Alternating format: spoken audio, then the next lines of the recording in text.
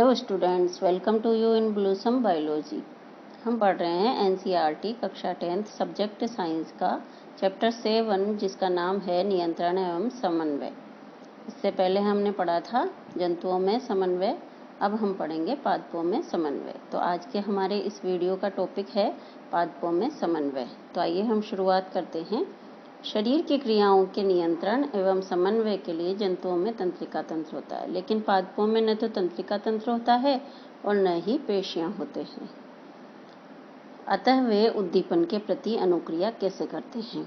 जितने भी पर्यावरण की से संबंधित जो भी चीज़ें हैं उनके प्रति जो जंतु हैं वो अनुक्रिया करते हैं, तो उनमें तंत्रिका तंत्र पाया जाता है या पेशियां पाई जाती है, जिससे वो जंतु अनुक्रिया प्रदर्शित करते हैं पर्यावरण के प्रति। लेकिन पादपों में न तो तंत्रिका तंत्र होता है न ही पेशियां होती है। जब हम छुई मुई के पादप की पत्तियों को छूते हैं तो वह मुड़ना प्रारंभ कर देती है तथा नीचे झुक जाती है। जब एक बीज अंकुरित होता है तो जड़ें नीचे की ओर जाती है तथा तना ऊपर की ओर आता है। जब हम छुई मुई के पादप की पत्तियों को छूते हैं तो क्या होता है? वो मुड़ना प्रारंभ कर देती है। क्यों मुड़ना प्रारंभ करती है? क्योंकि उनमें स्पर्श के प्रति अनुक्रिया होती है। इसी तरह एक बीज जब अंकुरित होता है तो जड़ें नीचे की ओर जाती है और तना ऊपर की ओर जाता है। जानते हो क्या होता है? छुई मुई की पत्तियां स्पर्श की अनुक्रिया से बहुत तेजी से गति करती है। इस गति से वृद्धि का कोई संबंध नहीं है। छुई मुई की जो पत्तियां हैं उनको स्पर्श करते ही वो स्पर्श के प्रति अनुक्रिया करती है, जिसके फलस्वरूप वो गति करती है, और यह जो गति होती है वह वृद्धि से संबंधित नहीं होती है। दूसरी ओर नवोद्भिद की दिशिक गति वृद्धि के कारण होती है, और जो बीज अंकुरित होता है और उससे जो नवोद्भिद निकलता है तो उसमें जड़ें नीचे की ओर और तना ऊपर की ओर गति करता है। तो ये एक दिशिक गति है और ये गति वृद्धि के कारण होती है। यदि इसकी वृद्धि को किसी प्रकार से रोक दिया जाए तब यह कोई गति प्रदर्शित नहीं करेगा। अगर किसी पादप की वृद्धि को रोक दिया जाए तो उसमें किसी प्रकार की गति न तो जड़ें गति करेगी न ही तना गति करेगा। अतः पादप दो भिन्न प्रकार की गतियां प्रदर्शित करते हैं, एक वृद्धि पर आश्रित और दूसरी वृद्धि से मुक्त गति। दो तरह की गतियां होती है पादपों में, एक तो वृद्धि पर आश्रित और दूसरी वृद्धि से मुक्त गति। जैसे छुई मुई के पौधे में जो गति हुई है वो स्पर्श के प्रति अनुक्रिया है, तो वह वृद्धि पर आश्रित नहीं है, वह वृद्धि से मुक्त है। और इसी तरह नवोद्भिद पादप में जड़ और तने की जो गति है ऊपर और नीचे की ओर, तो वो किस पर निर्भर है? वृद्धि से युक्त गति है, वो वृद्धि पर आश्रित गति है। तो इस तरह से हमने देखा कि छुई मुई का जो ये पौधा होता है, देखिए आप, ये छुई मुई का पौधा आपको दिखाई दे रहा है। इसमें ये छुई मुई का पौधा है, जैसे ही इसको छुआ तो ये इस तरह से हो गया, इसमें गति इस तरह से हो गई, इसकी पत्तियां सिकुड़ गई हैं। तो ये स्पर्श के प्रति अनुक्रिया प्रदर्शित करता है। उद्दीपन के लिए तत्काल अनुक्रिया अगला टॉपिक है हमारा। आइए पहले प्रकार की गति पर विचार करते हैं, जैसे छुई मुई के पौधे की गति। क्योंकि यह वृद्धि से संबंधित नहीं है, पादप को स्पर्श की अनुक्रिया के फलस्वरूप अपनी पत्तियों में गति करनी चाहिए, लेकिन यहाँ कोई तंत्रिका ऊतक नहीं है और न ही कोई पेशी ऊतक है। फिर पादप कैसे स्पर्श का सूचन करता है और किस प्रकार अनुक्रिया में पत्तियां गति करती है? देखिए, जो छुई मुई का जो पौधा है उसमें जो गति हुई है उसमें क्या होता है कि जैसे ही स्पर्श होता है तो पत्तियां गति करनी चाहिए और गति करती है, लेकिन यहाँ कोई तंत्रिका तंत्र नहीं होता। तो फिर ये स्पर्श को डिटेक्ट कौन करता है? स्पर्श का संसूचन यानी कि पहचान कौन करता है, और उसके प्रति जो अनुक्रिया होती है वो किस प्रकार से पत्तियां किस प्रकार से गति करती है? यदि हम विचार करें तो पौधे को किस बिंदु पर छुआ जाता है और पौधे के किस भाग में गति होती है, यह आभासी है कि स्पर्श वाला बिंदु तथा गति वाला बिंदु दोनों भिन्न हैं। पौधे को जहाँ से छुआ जाता है गति दूसरे भाग में होती है, तो ये दोनों बिंदु अलग अलग हैं। अतः स्पर्श होने की जो सूचना है वो संचारित होनी चाहिए। पादप इस सूचना को एक कोशिका से दूसरी कोशिका तक संचारित करने के लिए विद्युत रसायन साधन का उपयोग भी करते हैं। पादपों में इस तरह की सूचना को एक कोशिका से दूसरी कोशिका तक पहुंचाने के लिए क्या होता है, विद्युत रसायन पदार्थों का प्रयोग किया जाता है। या तो विद्युत साधन होते हैं या रासायनिक पदार्थ होते हैं, लेकिन जंतुओं की तरह पादपों में सूचनाओं के चालन के लिए कोई विशिष्टीकृत ऊतक नहीं होते हैं। लेकिन जैसे जंतुओं में विशिष्ट ऊतक होते हैं हर तरह की प्रतिक्रिया के लिए, तो पादपों में इस तरह की सूचनाओं के प्रसारण के लिए कोई ऊतक नहीं होते हैं। अंत में जंतुओं की तरह ही गति करने के लिए कुछ कोशिकाओं को अपनी आकृति बदल लेनी चाहिए। और देखा जाए तो जिस तरह जंतुओं में गति होती है इसी तरह जंतुओं में गति करने के लिए कोशिकाओं की आकृति में बदलाव हो जाता है, तो उसी तरह पादपों में होना चाहिए। लेकिन पादप कोशिकाओं में जंतु पेशी कोशिकाओं की तरह विशिष्टीकृत प्रोटीन नहीं होता। अगर उनकी आकृति बदलती है तो किस कारण से बदलती है कि जंतु कोशिकाओं में एक विशिष्ट प्रकार का प्रोटीन होता है, जिसके फलस्वरूप उनकी आकृति बदल जाती है और जंतुओं में गति होती है। लेकिन पादपों में इस तरह की कोई प्रोटीन उपलब्ध नहीं होती है, अपितु वे जल की मात्रा में परिवर्तन करके अपनी आकृति बदल लेते हैं। जल का कम या ज़्यादा होने से उनकी आकृति बदल जाती है, कोशिकाओं की फलस्वरूप गति दिखाई देती है। परिणाम स्वरूप फूलने या सिकुड़ने में उनका आकार बदल जाता है, यानी जल की उपलब्धता के आधार पर उनके आकार में बदलाव होता है और उसी के अनुसार गति होती है। वृद्धि के कारण गति। अब देखिए, वृद्धि के कारण गति किस प्रकार से होती है। मटर के पौधे की तरह कुछ पादप दूसरे पादप या बाड़ पर प्रतान की सहायता से ऊपर चढ़ते हैं। मटर का पौधा होता है, उसमें पतली पतली संरचनाएं होती है, तो इसी तरह के कई पादप होते हैं जो क्या करते हैं, या तो दूसरे पौधे या किसी सहारे से अपने प्रतान जो पतली सी संरचनाएं पाई जाती है, बेल जो होती है, पौधे की बेल होती है, उनमें इस तरह की संरचनाएं होती है। लताएं जो होती है उनमें प्रतान जैसी संरचनाएं होती है, धागे सदृश संरचनाएं होती हैं। तो इनकी सहायता से ये किसी दूसरे पादप पर या किसी दूसरी बाड़ या किसी दूसरे चीज पर ऊपर चढ़ते हैं। ये प्रतान स्पर्श के लिए संवेदनशील होते हैं।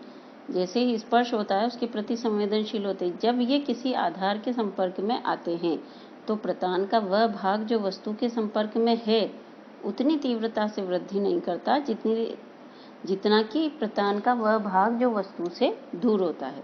जो वस्तु के पास होता है वो तो क्या होता है कि उससे लिपटकर पौधे को सहारा देता है, और जो दूर का भाग है वो बहुत तीव्रता से उसको सहारा मिल जाता है, इसलिए वो बहुत तीव्रता से गति करता है। इस कारण प्रतान वस्तु को चारों ओर से पकड़ लेता है।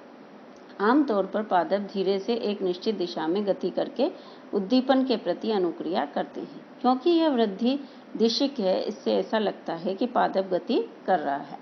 जैसे वो ऊपर चढ़ते हैं तो ये एक दिशा में गति हो रही है पादप की, इसलिए पता चलता है कि पादप में गति हो रही है। आइए इस प्रकार की गति को एक उदाहरण की सहायता से समझते हैं। देखिए, उदाहरण क्या है।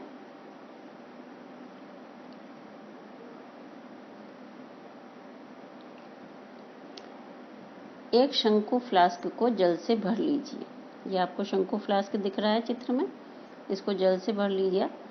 फ्लास्क को की ग्रीवा को तार के जाल से ढक दीजिए। अब इसका जो मुंह है फ्लास्क का, उसको क्या करना है, अपन को तार के जाल से थोड़ा ढक देना है।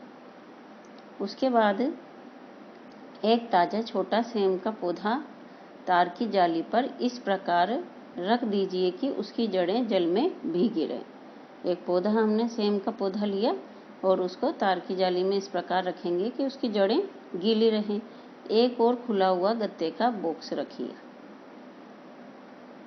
फ्लास्क को बॉक्स में इस प्रकार रखिए कि बॉक्स की खुली साइड खिड़की की ओर हो। ये जो बॉक्स है इसकी खुली साइड किधर है, खिड़की की ओर है, जहाँ से प्रकाश आ रहा है। 2 या 3 दिन बाद आप देखेंगे कि प्ररोह प्रकाश की ओर झुक जाता है और जड़ें प्रकाश से दूर चली जाती है। ये देखिए, प्रकाश से दूर और ये प्रकाश की ओर। उसके बाद अब फ्लास्क को इस प्रकार घुमाइए कि प्ररोह प्रकाश से दूर और जड़ प्रकाश की ओर हो जाए। तो हम इस तरह से इसको घुमाते हैं।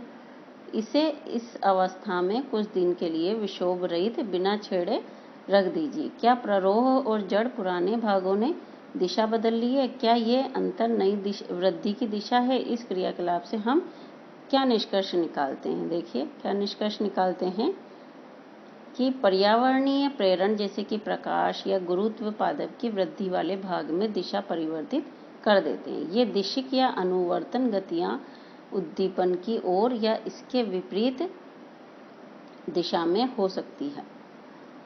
पर्यावरण की जो प्रेरण है, प्रेरणा प्रदान करते हैं, जैसे कि प्रकाश है, गुरुत्व है, ये पादप की वृद्धि वाले भाग को दिशा देते हैं, उसकी दिशा को परिवर्तित कर देते हैं।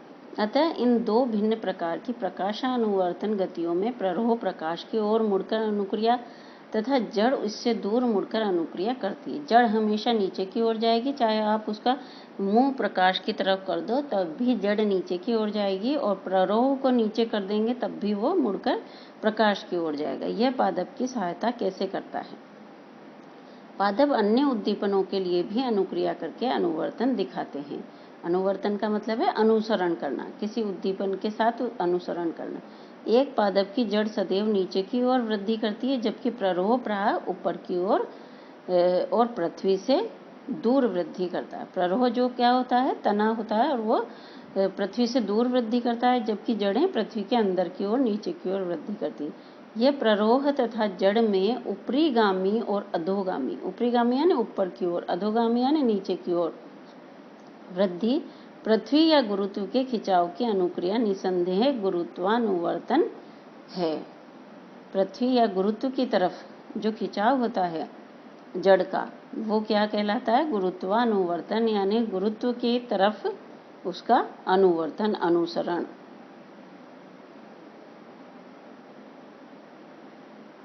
यदि जल का अर्थ पानी तथा रसायन का अर्थ रासायनिक पदार्थ हो तो जलानुवर्तन तथा रसायनानुवर्तन का क्या अर्थ होगा? क्या हम इस प्रकार के दिशिक वृद्धि गतियों के उदाहरणों के बारे में विचार करते हैं? जलानुवर्तन यानी जल के अनुसार, और रसायनानुवर्तन यानी रासायनिक पदार्थ का अनुसरण करना। रसायनानुवर्तन का एक उदाहरण पराग नलिका का बीजांड की ओर वृद्धि करना। पराग नलिका जिसमें कि परागकण होते हैं और बीजांड जिसमें कि अंडु होते हैं। तो पराग नलिका का बीजांड की ओर वृद्धि करना रसायनानुवर्तन है, क्योंकि एक रसायन होता है जो कि उसको आकर्षित करता है, जिसके बारे में हम अधिक जानकारी जीवों में जनन प्रक्रम का अध्ययन करते समय प्राप्त करेंगे। आइए एक बार हम विचार करते हैं कि बहुकोशिक जीवों के शरीर में सूचनाएं किस प्रकार संचारित होती है। छुई मुई में स्पर्श की अनुक्रिया की गति बहुत तीव्र है। दूसरी ओर रात और दिन की अनुक्रिया में पुष्पों की गति बहुत मंद है। पादप की वृद्धि संबंधित गतियां भी मंद होती है। छुई मुई में एकदम तीव्र गति से अनुक्रिया होती है। जंतु शरीर में वृद्धि के लिए सावधानी पूर्वक नियंत्रित दिशाएं हैं। हमारी भुजा और उंगलियां यादृच्छ न होकर एक निश्चित दिशा में वृद्धि करती है। नियंत्रित गति मंद या तीव्र हो सकती है। यदि उद्दीपन के लिए तीव्र अनुक्रिया होती है तो सूचनाओं का स्थानांतरण भी बहुत तीव्र होना चाहिए। अगर उद्दीपन के प्रति बहुत तेजी से अनुक्रिया करते हैं तो वो सूचना भी एक स्थान से दूसरे स्थान तक बहुत तीव्र गति से जानी चाहिए। इसके लिए तीव्र गति से चलने के लिए संचरण का माध्यम होना चाहिए। इसके लिए विद्युत आवेग एक उत्तम साधन है। तीव्र गति से जाने के लिए कुछ ना कुछ संचरण का माध्यम होगा, जब भी सूचनाएं एक जगह से दूसरी जगह जाएगी, तो उसके लिए विद्युत आवेग एक उत्तम साधन है। लेकिन विद्युत आवेग के उपयोग के लिए सीमाएं हैं। सर्वप्रथम वे केवल उन्हीं कोशिकाओं तक पहुंचेगी जो तंत्रिका ऊतक से जुड़ी हुई होती है, क्योंकि विद्युत आवेग तंत्रिका कोशिकाओं तक ही सीमित है। तो जो तंत्रिका ऊतक से जुड़ी हुई है वहां तक ही विद्युत आवेग जाएगा, जंतु शरीर की प्रत्येक कोशिका तक नहीं। दूसरे, एक बार एक कोशिका में विद्युत आवेग जनित होता है तथा संचरित होता है तो पुनः नया आवेग जनित करने और उसे संचरित करने के लिए कोशिका को फिर से अपनी कार्यविधि को सुचारू रूप से करने में कुछ समय लेगी। कोशिका को उस कार्य को करने में, विद्युत आवेग को जनित करने और उसको ट्रांसफर करने, उसको संचरित करने में थोड़ा समय लगेगा। दूसरे शब्दों में कोशिकाएं सतत विद्युत आवेग न जनित न ही संचरित कर सकती है। इसमें कोई आश्चर्य की बात नहीं है कि अधिकांश बहुकोशिकीय जीव कोशिकाओं के मध्य संचार के लिए अन्य साधनों का उपयोग करते हैं। यानी कि विद्युत आवेग के द्वारा सूचनाओं का संचरण करना पर्याप्त नहीं है। विद्युत आवेग, उसके लिए अन्य साधनों का भी प्रयोग किया जाता है जंतुओं में कोशिकाओं के द्वारा। हम पहले ही रासायनिक संचरण का संदर्भ दे चुके हैं।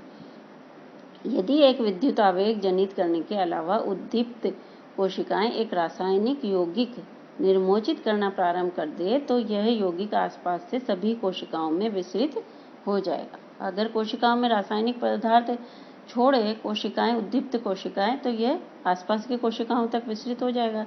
यदि आसपास की कोशिकाएं अन्य कोशिकाओं के पास इस यौगिक को संसूचित करने के साधन हो तो उसकी सतह पर विशेष अणुओं का उपयोग करके वे सूचनाओं का अभिज्ञान करने योग्य होंगे और उन्हें संचारित भी करेंगे।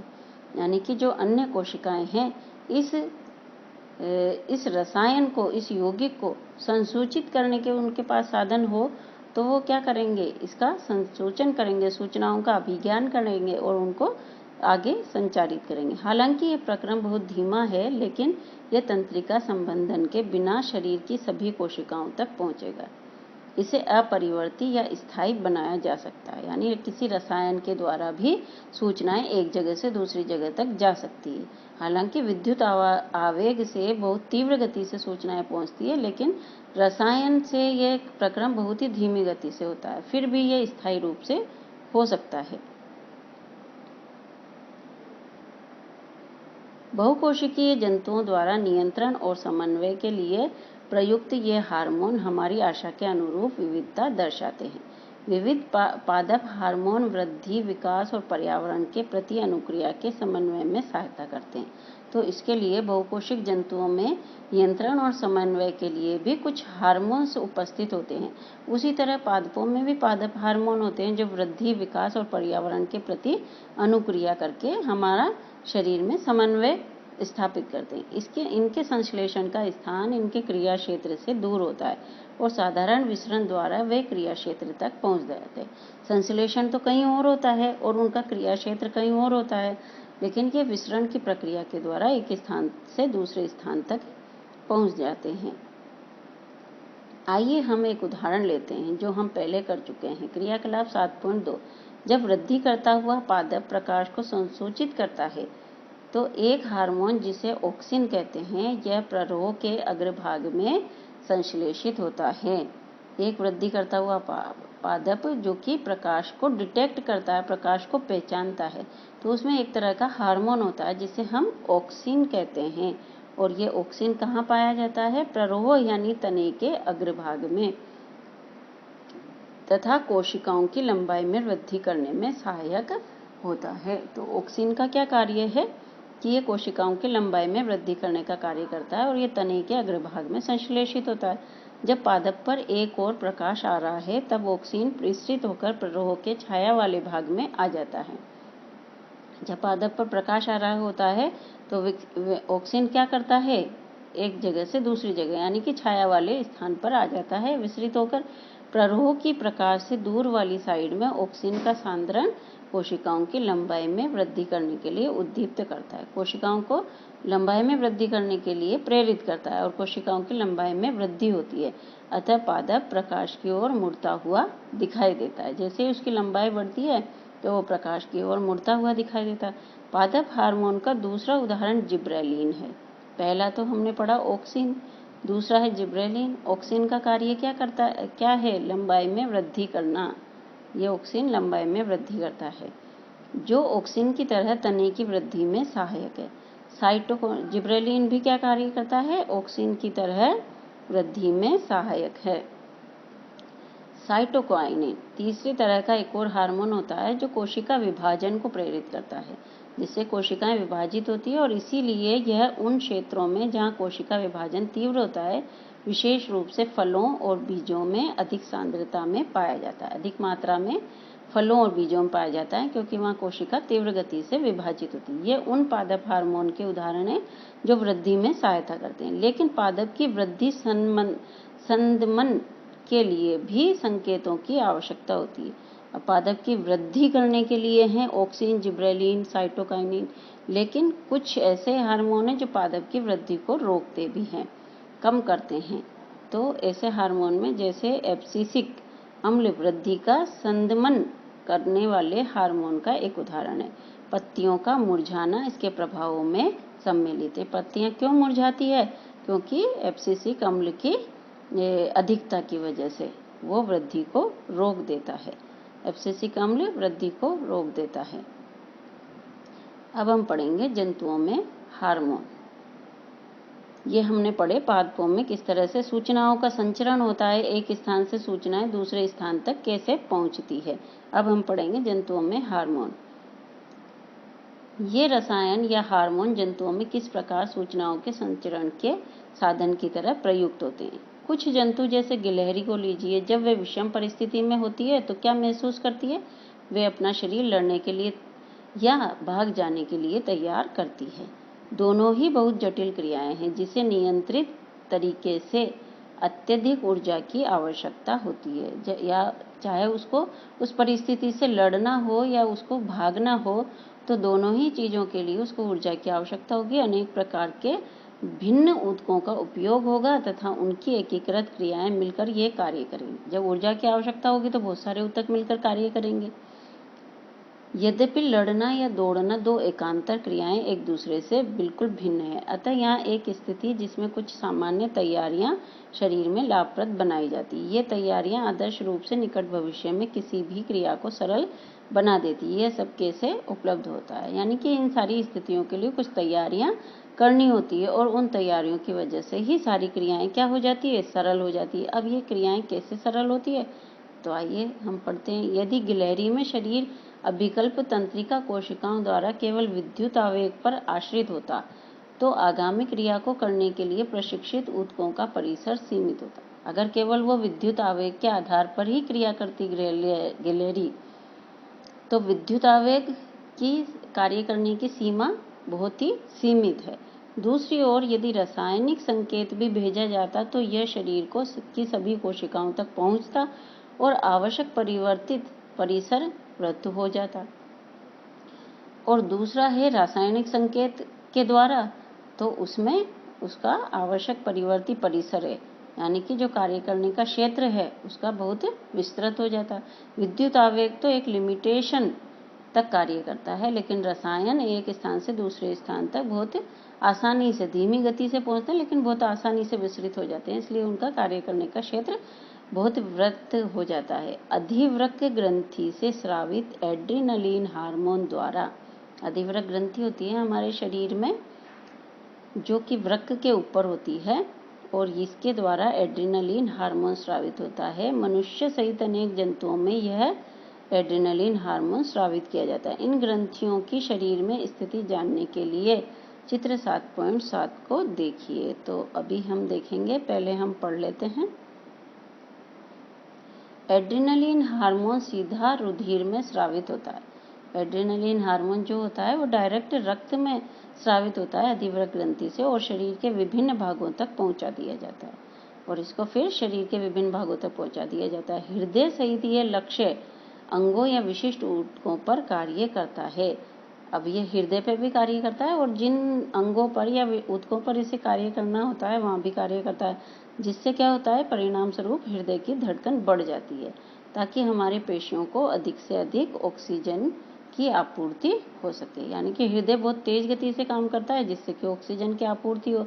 पाचन तंत्र और त्वचा में रुधिर की आपूर्ति कम हो जाती है क्योंकि इन अंगों की छोटी धमनियों के आसपास की पेशियां सिकुड़ जाती हैं। जैसे ही एड्रेनलिन हार्मोन कार्य करता है तो पाचन तंत्र और त्वचा में रुधिर की आपूर्ति कम हो जाती है क्योंकि वहाँ पर जो अंगों में धमनियाँ होती है वो सिकुड़ जाती है। यह रुधिर की दिशा हमारी कंकाल पेशियों की ओर कर देता है। डायफ्राम और पसलियों की पेशी के संकुचन से श्वसन दर भी बढ़ जाती है, और डायफ्राम और पेशियों की पेशी में क्या होता है, संकुचन होता है, जिससे सांस लेने की दर भी यानी श्वसन दर भी बढ़ जाती है। ये सभी अनुक्रियाएं मिलकर जंतु शरीर को स्थिति से निपटने के लिए तैयार करती है।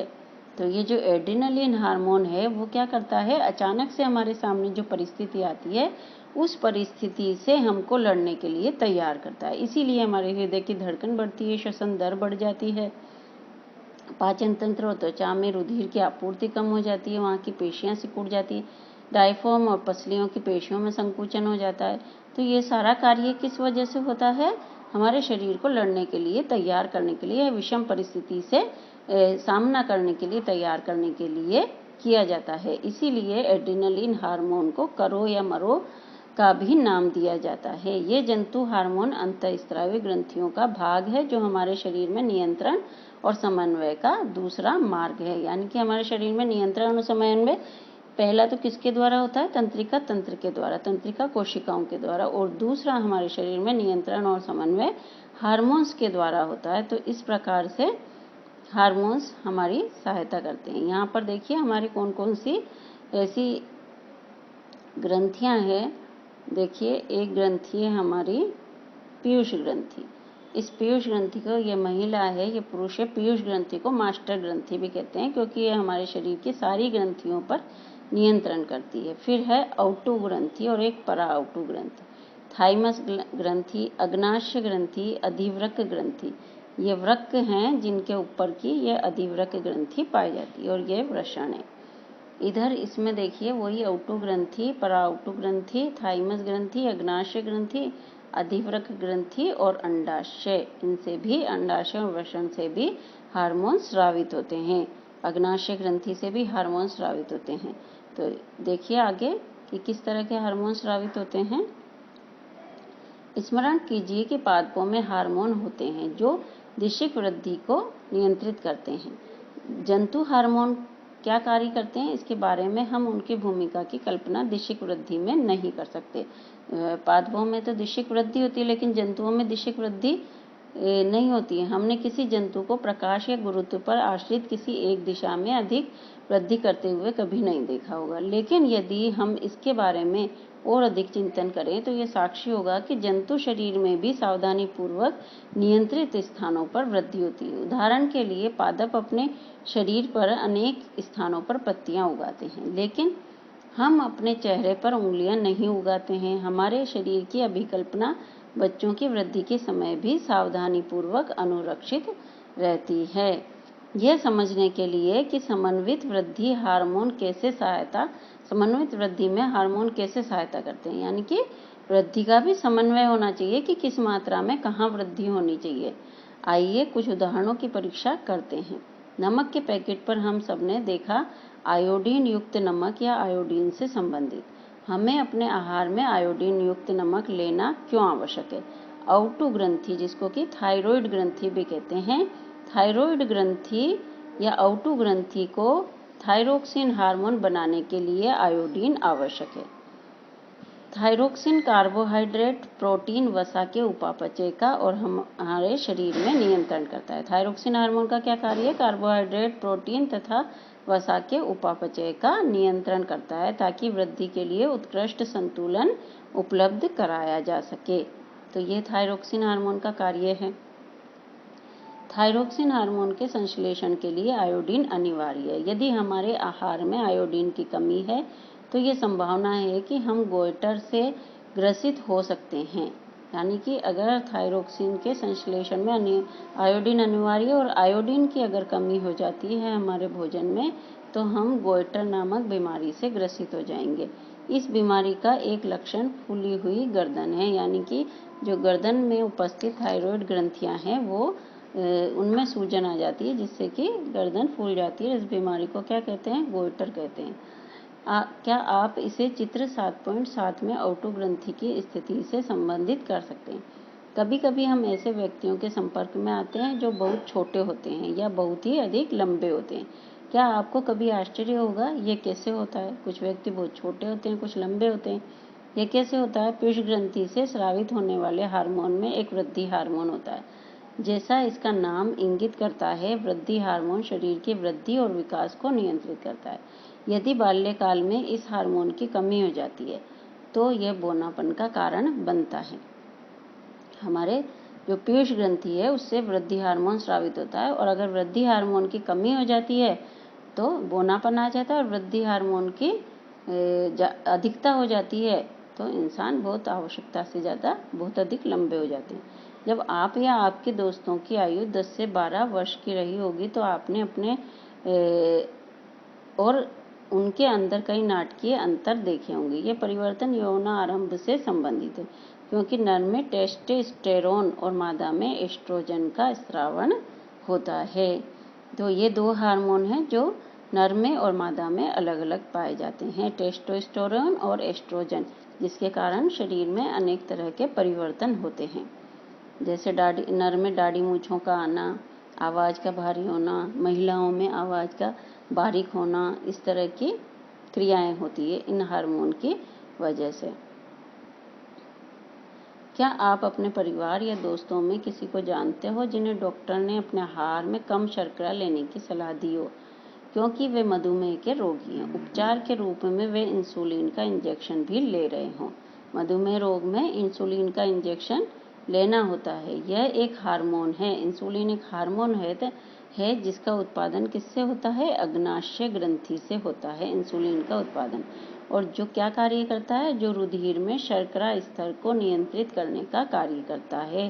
रुधिर में शर्करा के स्तर को नियंत्रित करता है।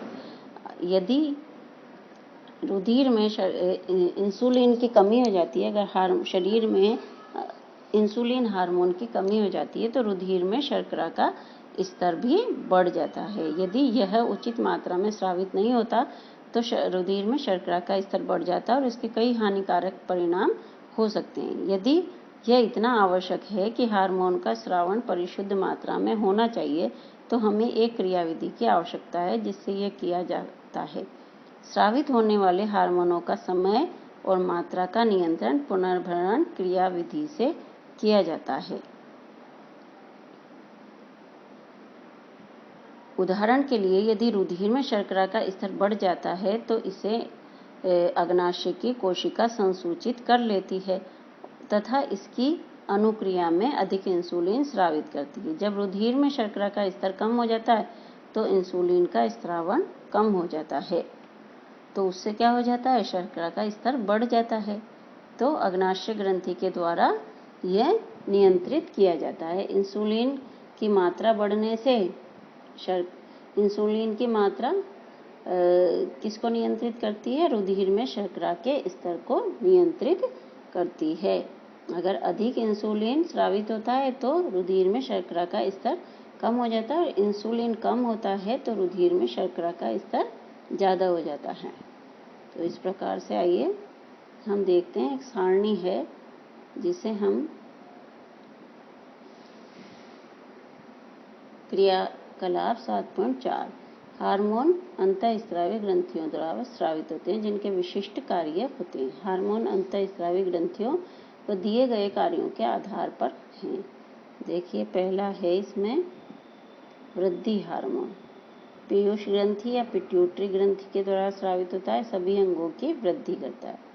थायराइड ग्रंथि के द्वारा थायरोक्सिन हार्मोन स्रावित होता है जो शरीर की वृद्धि के लिए उपापचय का नियमन करता है। इंसुलिन हार्मोन अग्नाशय के द्वारा स्रावित होता है और रक्त में शर्करा के स्तर को नियंत्रित करता है। टेस्टोस्टेरोन वृषण के द्वारा और अंडाशय के द्वारा प्रोजेस्टेरोन जो मादा लैंगिक अंगों का निर्माण करता है, मादा लैंगिक अंगों का विकास और मासिक चक्र का नियमन करता है। एड्रेनालिन एड्रिनल ग्रंथि से होता है। पिट्यूटरी ग्रंथि से हार्मोन के स्राव को प्रेरित करता है। मोचक हार्मोन्स ये क्या करते हैं? पिट्यूटरी ग्रंथि से हार्मोन के स्राव को प्रेरित करते हैं। और एड्रिनली हार्मोन एड्रिनल ग्रंथि से, और ये हमारे शरीर में विषम परिस्थिति से लड़ने की ताकत हमको प्रदान करता है। तो इस प्रकार से ये हमारा जो लेसन था वो पूरा हो गया है। जय हिंद, जय भारत।